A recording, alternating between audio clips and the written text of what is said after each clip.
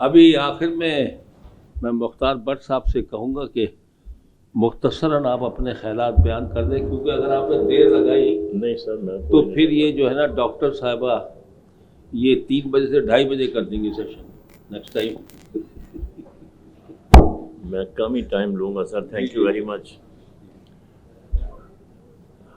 Subject جو ہے وہ ہے بانی پاکستان قائد اعظم محمد علی جناح کے فرمودات کی روشنی میں پاکستان کی تعمیر. یہ ایک بہت ہی عمدہ ٹاپک ہے موجودہ حالات کے مطابق.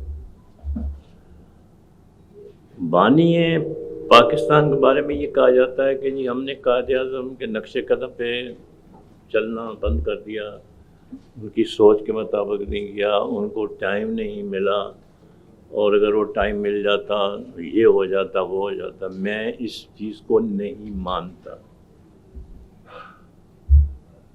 انہوں نے آپ کو اپنی 50-60 تقریروں میں 14 اگست سے لے کر اور 11 سپٹمبر تک کی، اس میں انہوں نے آپ کو جو بھی ان کی تقریریں ہیں وہ آپ دیکھ لیں کہ آپ کا ملک کیسے ہونا چاہیے، آپ کو کیا کرنا چاہیے، نظام کیسا ہوگا، انصاف کیسے ہوگا، سرکاری ملازمین اپنی ڈیوٹیاں کس طرح سے دیں گے. کوئی ایسی چیز نہیں چھوڑی انہوں نے جو کہ انہوں نے نہ کہی ہو.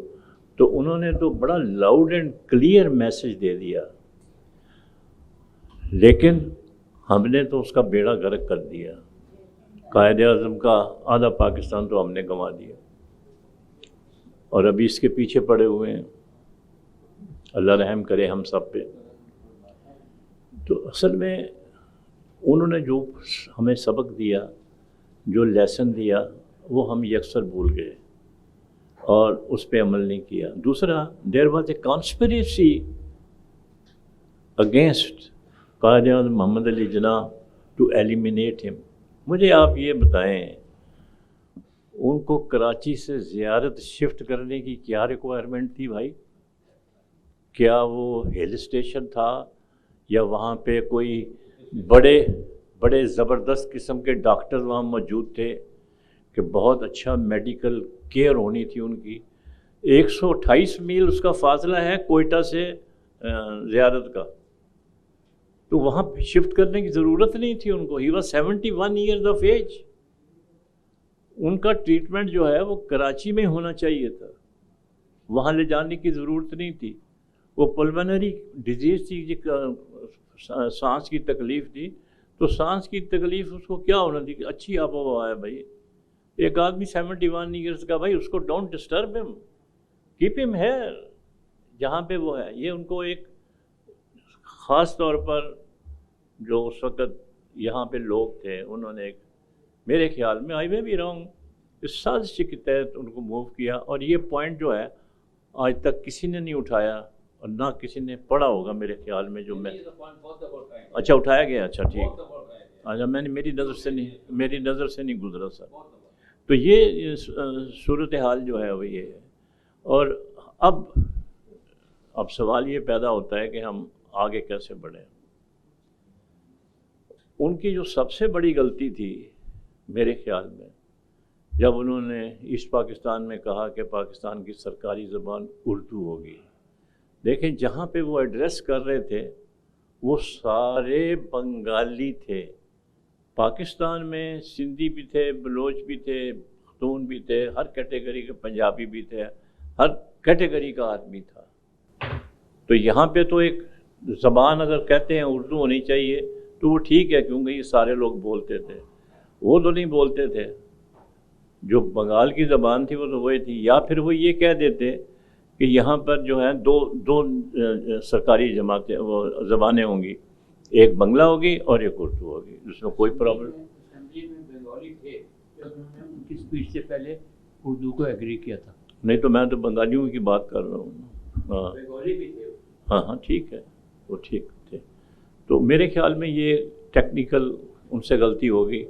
اور اس کے اوپر کافی مطلب یہ ہے کہ آرٹیکل چھپے ہیں، اخباروں میں بھی آیا ہے، سارا کچھ ہے. تو تو اب سوال یہ ہے کہ ابھی اگر ہم ماضی کو سامنے رکھتے ہیں تو ہم نے کئی فیلڈ میں بہت ترقی بھی کی ہے، لیکن قائد اعظم کا جو ویژن ہے میں اس کی داد دیتا ہوں کہ انہوں نے 1945 میں ایک صدارتی خطبے میں یہ کہا تھا کہ میں جس طرف نکل جاتا ہوں گاؤں کی طرف، شہروں کی طرف، تو مجھے غربت بڑی نظر آتی ہے، اور جو غریب ہے اگر یہ پاکستان بنانا ہے جاگیرداروں کے لیے، امیر لوگوں کے لیے، وڈیروں کے لیے، تو اور جہاں پہ غریب سے غریب تر ہوتا جا رہا ہے، جہاں امیر تر ہوتا جا رہا ہے، تو مجھے ایسے پاکستان کی ضرورت نہیں ہے۔ Look at his vision 1945 79 years پہلے کیا کہا انہوں نے؟ بالکل وہ کہہ رہے ہیں پھر مجھے ضرورت نہیں ہے۔ اگر لوٹ مار کا یہی سلسلہ ہونا ہے، ہاں آئی ڈونٹ وانٹ سچ پاکستان جہاں پہ لوٹ مار ہے، کوئی پوچھنے والا نہیں ہے، غدر مچا ہوا کچھ نہیں ہے۔ ہاں تو یہ ہاں تو آپ یہ دیکھیں نا کہ اس کا ویژن دیکھیں ان کا۔ سر میں ویژن کی بات کر رہا ہوں کہ جو آج ہم جس دور سے گزر رہے ہیں اس کی پریڈکشن انہوں نے 45 میں کی، 45 میں کی۔ تو بہرحال ابھی ہم امید کرتے ہیں کہ یہ اللہ تعالیٰ ہی ہیں جو انٹروین کر سکتے ہیں اور ہمیں راہ راست پر لا سکتے ہیں۔ بہت بہت شکریہ۔